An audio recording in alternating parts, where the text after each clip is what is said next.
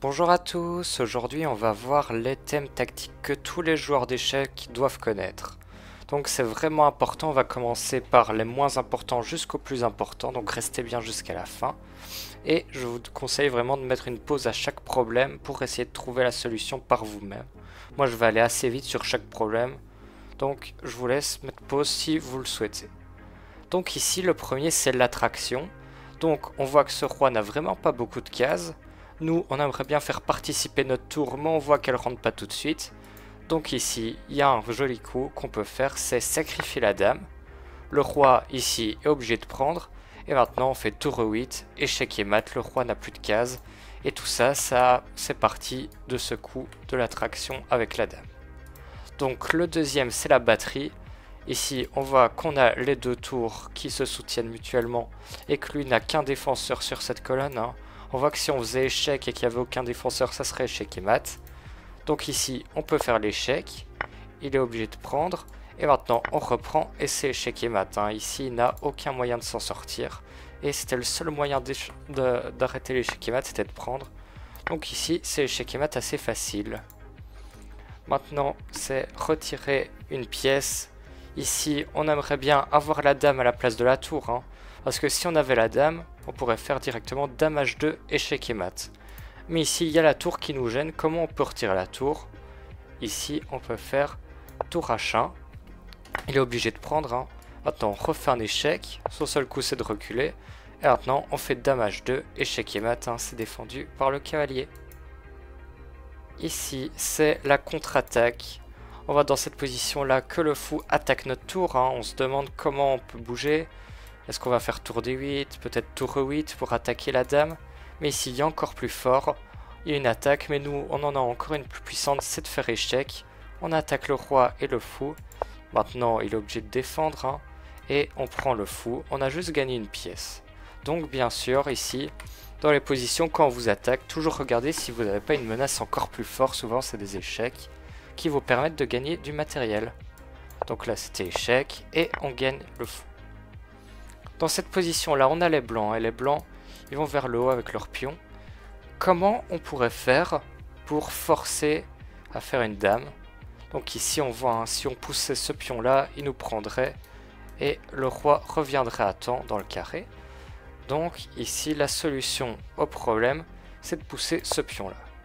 Ici, si le roi vient ici, c'est ce qu'on va voir, je pense, non, il prend d'abord le pion, on peut pousser, et on fait une dame. Mais je vais vous montrer qu'est-ce qui se serait passé si le roi était venu attaquer notre pion. Ici on ne pousserait pas bien sûr parce qu'on le perdrait et le roi revient par là. Ce qu'il faut vraiment ici voir dans la position, c'est qu'on peut pousser l'autre. Et maintenant le roi est obligé de faire un choix, soit il part à la chasse de celui-là, ou alors il va chercher l'autre. Mais s'il va sur celui-là, on pousse et on voit qu'au prochain coup on fait une dame. Et s'il va chercher l'autre, on peut pousser l'autre et il peut jamais défendre les deux. Donc c'était ça le thème de ce problème. Celui-ci, on va pouvoir retirer une pièce. On voit qu'on aimerait bien faire tour d7, échec et récupérer le fou. Mais malheureusement, il y a ce cavalier qui défend la case. Donc il faut trouver un moyen de retirer ce cavalier.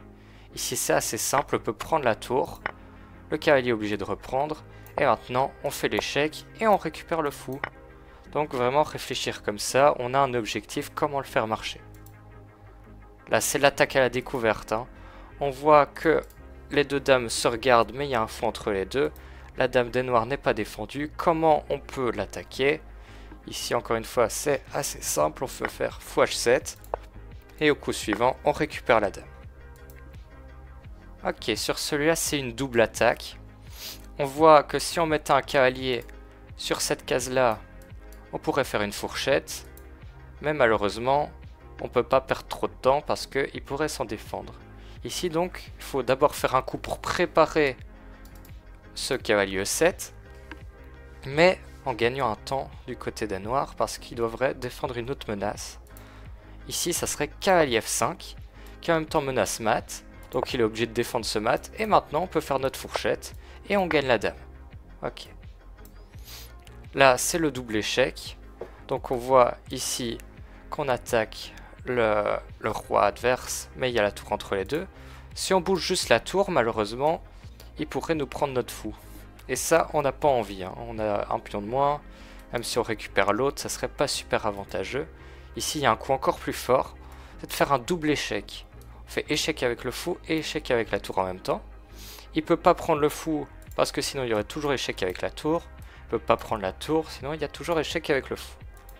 Donc ici, il est obligé de bouger son roi parce qu'il est en double échec. Et maintenant, on récupère la tour. On a gagné beaucoup de matériel. Ok, ici, c'est l'échec perpétuel. On voit qu'on a beaucoup de moins de matériel et surtout, si on laisse un coup au noir, ils vont nous mettre échec et matin ici au prochain coup. Donc il faut trouver un moyen d'empêcher ça. Et ici, le mieux qu'on puisse prendre, c'est la nulle. On commence par un échec. Ici, on contrôle bien les cases du roi, hein, il est obligé d'aller en H7. Et maintenant, on revient de l'autre côté. Encore une fois, il est obligé d'aller en G8, hein, parce qu'on contrôle toutes ces cases-là. Et on tombe dans une position de perpétuel. On va répéter ces coups-là à l'infini. Maintenant, même chose, hein, l'attaque perpétuelle. Ici, on voit qu'on a une pièce de moins, hein, on a la dame contre 2 pièces. Mais le mieux qu'on peut prendre dans cette position-là, c'est la nulle. Comment on peut la prendre? Ici, on voit que la dame n'a pas beaucoup de cases, donc on va pas arrêter de l'harceler. On attaque la dame, il est obligé de reculer. On réattaque la dame, il est obligé de reculer. Et on va faire ces coups-là à l'infini, hein, parce qu'il n'a pas d'autres cases. Là, on contrôle bien ici. Et dans l'autre position, on contrôle bien aussi toutes ces cases-là. Donc le seul coup, il était obligé de revenir. Et nous, on continue à l'attaquer en boucle. Ça va être assez simple. Maintenant, dans cette position-là, encore une fois, hein, tactique pour faire nul. Parce que là, on a 8 pions de moins, c'est énorme. Mais il y a un moyen de faire nul dans cette position-là. On voit qu'on n'a plus qu'une pièce. Et que notre roi n'a aucun coup. Donc on sait que ça va être des thèmes de patte. Comment peut-on forcer les noirs à prendre cette dame pour nous mettre en patte? Avec roi G7, et maintenant qu'il prend ses pattes, notre roi n'a vraiment plus aucune case, et les noirs n'avaient aucun autre choix que de prendre la dame, donc c'était nul assez simple. Dans cette finale-là, maintenant, on va la gagner, hein, celle-là, parce qu'on a notre pion de plus avec les blancs. Le problème, c'est que si on recule juste notre tour, il nous rechip le pion, donc là, on doit gagner un temps avec un échec. Le roi doit bouger, et maintenant seulement on fait une dame.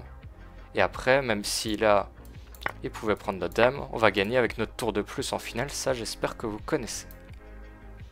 Ok, ici, le problème, c'est que si on prend le cavalier, là, ça va être nul. Hein, parce que 2 cavaliers, ça ne peut pas mettre échec et mat. Mais heureusement, on n'est pas obligé de le prendre, hein, aux échecs. Là, il y a beaucoup d'autres coups. La solution, c'est de faire cavalier F7. Ici, les noirs n'ont qu'un coup, hein. Ils n'ont aucun coup de roi. Maintenant, ils sont obligés de bouger le cavalier. Encore une fois, ils voudraient qu'on le prenne.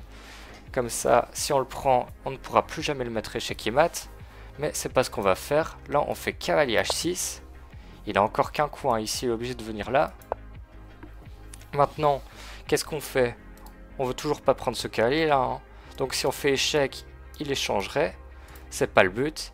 Ici, on va faire cavalier G5. Et au coup d'après, on le met échec et matin. Parce qu'encore une fois, là, le roi des noirs n'avait aucune case. Il est obligé de bouger son cavalier. Mais son cavalier, il aimerait bien ne pas bouger non plus pour protéger cette case-là et empêcher l'échec et mat. Mais cette tactique-là, elle était vraiment plus dure. Donc, pas de souci si vous ne l'avez pas trouvé tout de suite. Maintenant ici, la fourchette, encore assez simple, hein. On voit qu'on a un cavalier. Le cavalier, souvent, il fait des fourchettes. Ici, on voit le roi et la dame sur la même couleur. Donc, on peut faire la fourchette entre le roi et la dame.